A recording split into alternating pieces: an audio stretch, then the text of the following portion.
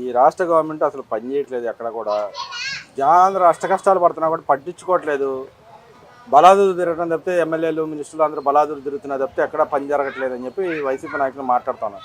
నిజంగానే రాష్ట్రంలో ఆ పరిస్థితి ఉందంటారు? ఆ పరిస్థితులు ఏంటంటే వైసీపీ వాళ్ళు ఒక పేటీఎం బ్యాచ్ ఒకటి తయారైంది. ఆ పేటీఎం బ్యాచ్కి పచ్చ కలర్గా పచ్చ కనపడినట్టు వాళ్ళకి మనం ఎంత అభివృద్ధి చేసినా వాళ్ళకి కనపడదు. ఏది మనం ఎందుకు చేసినా వాళ్ళకి కనపడదు. వాళ్ళకి వాళ్ళు వాగుతూ ఉంటారు. మేము అయ్యేం పట్టించుకోకుండా చంద్రబాబు గారు చక్క ఈరోజు వైజాగ్లో గూగుల్ డేటా ప్రపంచంలోనే నెంబర్ 3 ప్లేస్లో ఉంది.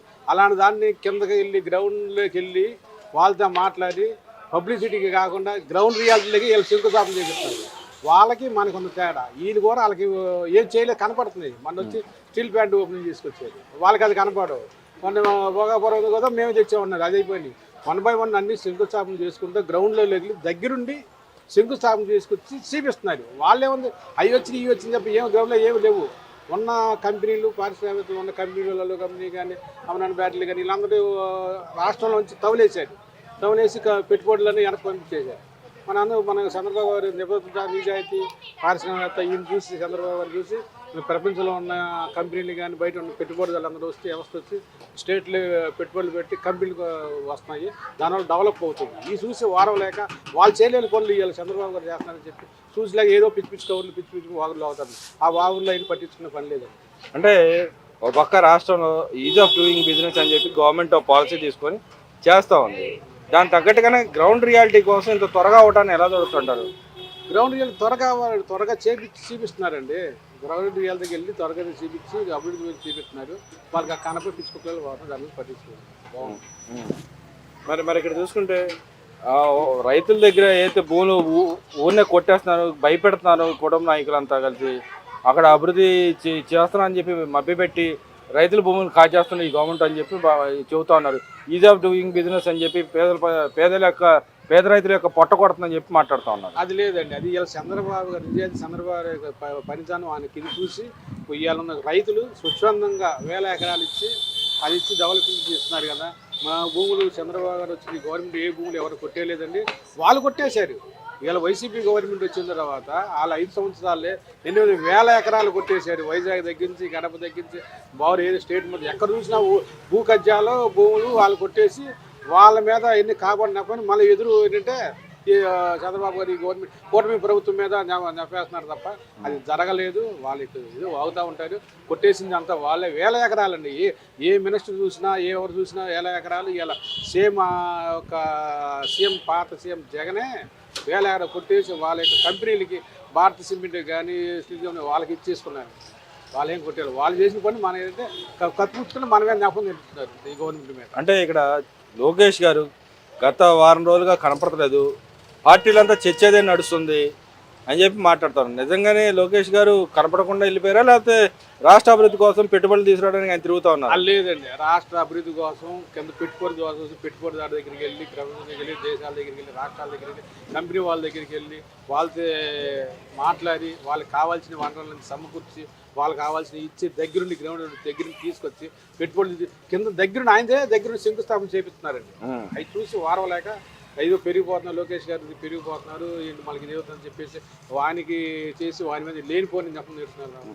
అది కింద గ్రౌండ్ లీడర్లోకి వెళ్ళి లోకేష్ బాబు అన్ని కంపెనీలన్నీ తీసుకొచ్చి వర్క్ బాగా చేస్తున్నారు. అంటే ఇక్కడ జగన్ గారు ఆయన లండన్ టూర్ పోయాడు, పర్సనల్ టూర్ పోయాడు, ఇక్కడ ఎండలు తట్టుకోలేక ఆయన లండన్ టూర్ పోయాడు. దాన్ని బేస్ చేసుకుని టీడీపీలు విమర్శిస్తాను భయంతోనే ముందుగానే లోకేష్ గారిని ఇలా అటాక్ చేస్తున్నాడు అనుకోవచ్చా? అవ్వచ్చు. లోకేష్ గారు వాళ్ళు ఏంటంటే ఎందుకంటే గవర్నమెంట్ ఆయన ఉన్న 5 సంవత్సరాలే స్పెషల్ ఫ్లైట్లు వేసుకెళ్ళి ఇక్కడ దావాజీలో పారిశ్రామిక జరిగితే కూడా వెళ్ళకోకుండా ఇది కూర్చుని వేరే వాళ్ళ అలీమున్ ట్రిప్లని చెప్పి వెళ్ళి గవర్నమెంట్ దాని అంత దుర్వినియోగం చేసి స్పెషల్ ఫ్లైట్ తెచ్చి అది తీసుకొచ్చాయి కదా. ఇవాళ లోకేష్ బాబు కానీ ఈ కూటమి ప్రభుత్వం కానీ అలా ప్రభుత్వ ధనాన్ని దుర్వినియోగం చేయలేదు. వాళ్ళు వచ్చిన వాళ్ళు చేసి పెట్టుబడిదారుల కోసం రాష్ట్రానికి కోసం 24 గంటలు శ్రమిస్తున్నారు.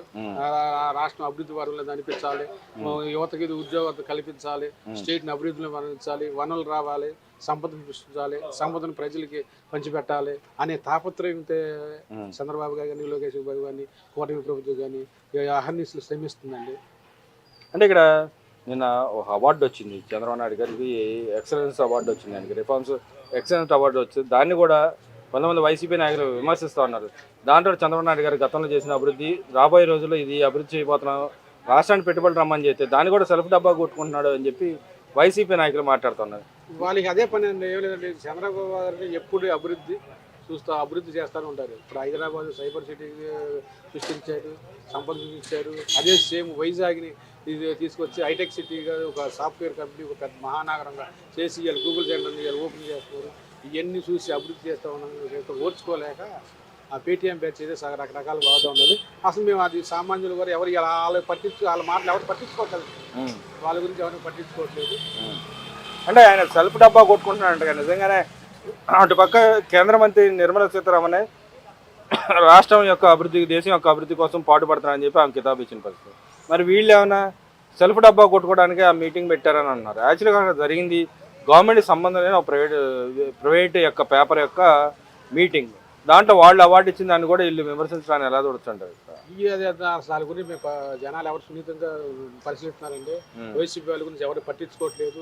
ఏదో పట్టించుకోలేదు, ఏదో ఒక కారణం చెప్పి ఏదో ఒక పబ్లిసిటీ అవ్వాలి, ఏదో ఒక మీడియా ముందు రావాలి, ఏదో ఒక వాగాలని చెప్పేసి ఏదో మాట్లాడటం తప్ప అసలు వాళ్ళ గురించి ఇలా జనాలు కూడా ఆంధ్రప్రదేశ్లో ఉన్న జనాలు వైసీపీ వాళ్ళ గురించి పట్టించుకోవడం మానేశారు. మన 11 సీట్లు అని వచ్చినాయి. ఈరోజు రేపు నెక్స్ట్ ఎలక్షన్ ఆ 11 సీట్లు కూడా రావుంది. అంటే మరి ఇక్కడ చూసుకుంటే 2 రోజులుగా రాష్ట్రంలో ప్యానిక్ సిచ్యువేషన్ పరిస్థితి. గవర్నమెంట్ అన్నా అలాంటి ప్యానిక్ ఏం లేదు, అందరికీ అందుబాటులో ఉంది పెట్రోల్ అని చెప్తా ఉంటే పేరునైనా లాంటి వాళ్ళన్నా ఫెయిల్యూర్ అయిపోయారు. గవర్నమెంట్ ఎక్కడ ఇవ్వలేరా, ఆ మాత్రం ఇవ్వలేరా, పెట్రోల్ డీజిల్ ఇవ్వలేరా అని చెప్పి మాట్లాడుతూ ఉన్నారు. దాని నిజంగానే గవర్నమెంట్కి సంబంధించిన అంశం అంటారా పెట్రోల్ డీజిల్, లేదా కేంద్ర ప్రభుత్వానికి సంబంధించిన అంశం? అది గవర్నమెంట్కి సంబంధించి ఎక్కడ మా ఇరాన్ యుద్ధం జరుగుతున్నాయి. యుద్ధం వల్ల మనకు ఒకటే కానీ ప్రపంచం మొత్తం మన స్టేట్లు మొత్తం మన ఆయిల్ కొరత, డీజిల్ కొరతలు వచ్చినాయి. ఆ యొక్క అక్కడ కూడా కొరత వచ్చినా కూడా మన స్టేట్లో కూడా అవన్నీ రాకుండా మా జరిగినా కూడా యథాప్రకారం జరుగుతున్నాయండి.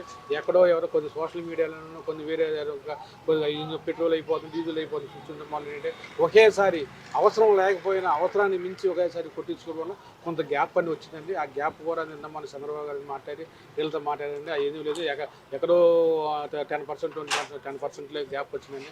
లేవని అవి కూడా ఈ రోజు వరకు పెట్రోల్ బంకులు మూత వేస్తున్నారు, ఉపాధి కోల్పోయే విధంగా గవర్నమెంటే చేస్తుందని చెప్పి. లేదండి, అంటే ఇక్కడ చూసుకుంటే ఏదో పెట్రోలియం కంపెనీలతో కూడా గట్టిగా చంద్రబాబు నాయుడు గారు మాట్లాడటం జరిగింది. మీరు యాక్చువల్గా మీరు కట్టాల్సిన దాన్ని మీరు చూసుకోండి కానీ ప్రజలు ఇబ్బంది పెట్టదని క్లారిటీగా చెప్పారు.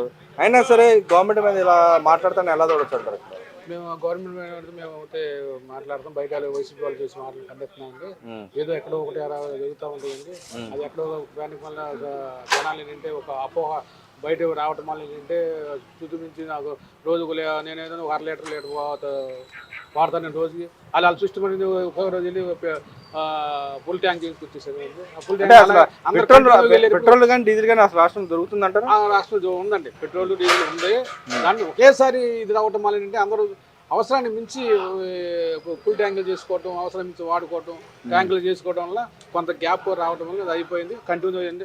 పెట్రోల్ అసోసియేషన్ వాళ్ళతో అందరితో కంపెనీ వాళ్ళతో మాట్లాడారండి. అది కంటిన్యూగా నిన్న ఒక రోజు సర్దుకుని కంటిన్యూగా. అంటే గతంలో కూడా మనం చూసుకున్నాం, సెంట్రల్ గవర్నమెంట్, స్టేట్ గవర్నమెంట్ ఒక పాలసీ తీసుకురావాలి. సండే రోజు నో పెట్రోల్ అని చెప్పి కాన్సెప్ట్ ఒకటి తీసుకురావడం గతంలో జరిగింది. అలాంటి కాన్సెప్ట్ తీసుకురావడం మంచిదే అంటారు ఒక రకంగా? ఒక రోజు మంచిదండి. సండే రోజు వారాన్ని ఒక రోజు తీసుకొస్తాయండి.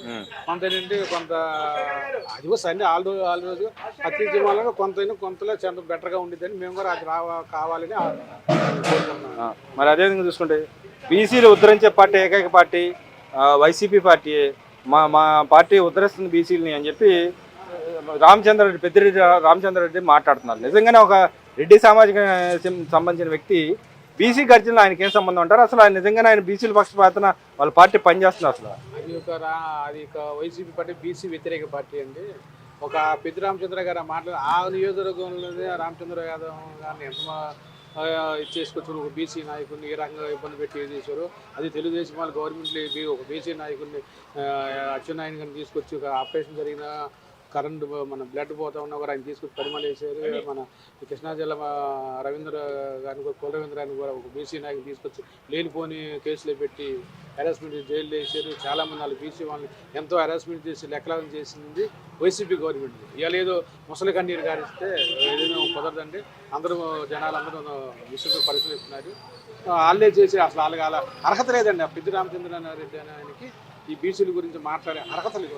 అంటే వాళ్ళ పార్టీలో అసలు బీసీలు ప్రాధాన్యత ఉందంటారు, అసలు కనీసం బీసీ అని గెలిచాడంటారు వాళ్ళ పార్టీలో? లేదండి, ఆ బీసీలో అది లేదు. వాళ్ళకి ఇచ్చిన కూడా మన ఎలక్షన్లో కూడా ఇది ఈ రెడ్డిసే ఈ ఓటు సీట్లు ఇచ్చారండి. అందరం మొత్తం ఓడిపోయారండి. బీసీలను ఎవరు పట్టించుకోలేదు. బీసీ వాళ్ళకి సీట్లు చాలా తక్కువ ఇచ్చారు, రెడ్డిస్కి ఎక్కువ ఇచ్చారు. అలా ఒక పార్టీ బీసీ పార్టీ అనేది చెప్పుకుంటా కూడా అర్హత లేదండి. అది ముసలి కన్నీరు కాస్తుంది.